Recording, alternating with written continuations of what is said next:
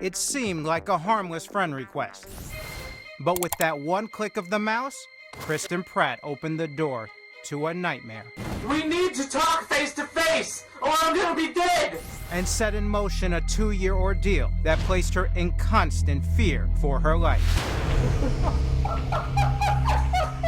Kristen was a college student in Florida when she was contacted through Facebook by Patrick Mashoni, a classmate from high school, living in the same town, looking to catch up. I didn't even notice he was in the class with me. It wasn't until later when I went to college that I got a Facebook message from someone who said they were in this class, and that would be Patrick. First couple of messages were great, you know, just like two friends or two people just catching up.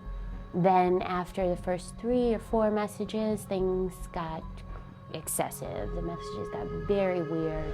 Why do I like you? I don't know. Because you sat in a class and did this. I have no idea why I like you. I don't even know you. When this starts going on, you're just kind of thinking, all right, it'll go away. But it doesn't go away.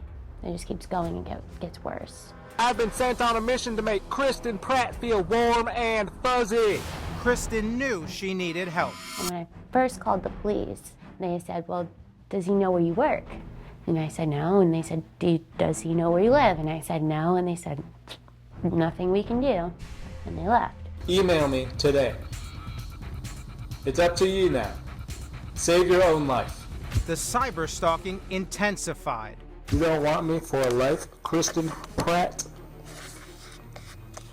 That's a very, very unwise decision. Many of his messages involved twisted fantasies. I want to tie your wrists together, strip you naked, secure your arms above your head, blindfold you. Other posts made Kristen's blood run cold. Don't make me do something stupid. She finally got an injunction. Did he ever abide by the injunction? No. Whatever you want, whatever makes you happy, that's what I want. It didn't matter how many legal things I did or anything. He just saw it as an obstacle in his way that he had to overcome. And he would overcome them every time. He would just be like, hey, I'm here. I'm here, I'm not going anywhere. According to him, if we're supposed to be together, none of this is wrong. All right, Kristen, look, all I'm asking, so let me over one night. You can't keep ignoring me. You can't. Mashoni started showing up at Kristen's work and on the campus of her college. Desperate, she began altering her appearance in hopes that he wouldn't find her. How often were you changing your look? Probably once every 2 months, maybe even more than that sometimes. Ever get up one day, leave the house, and think to yourself, this could be my last day. This could be the day Patrick actually does me harm. All the time. Quit wasting my time. I knew it was just a matter of time. Look me in the eye and talk to me like a person. Then an unexpected turn. While on patrol, Sergeant Mark Conway spotted Mashoni with a backpack acting suspicious. Mike Hallfeld from our Orlando affiliate WKMG caught up with Conway. I thought I had a car burglar, and when I opened the backpack, I thought I would find maybe stolen car stereos or GPSs in there. Instead, he found Mashoni's camera and was treated to a frightening glimpse inside the stalker's dark obsession. Oh man, please just listen to me. I never wanted to be mean or say anything mean. You know, the videos worried me, and he kept referring to this girl named Kristen.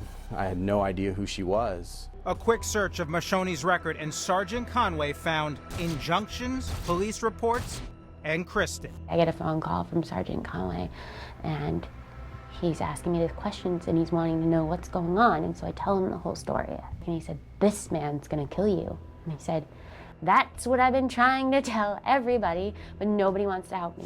Digging deeper, Conway found video of Mashoni prowling outside Kristen's workplace and immediately presented the case to the state's attorney. And they said, oh my gosh, he's gonna kill her. Anyone who stands in my way will be guilty of treason.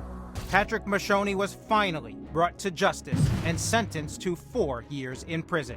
Mashoni spent 2 years behind bars, but he was released early and is now back on the street.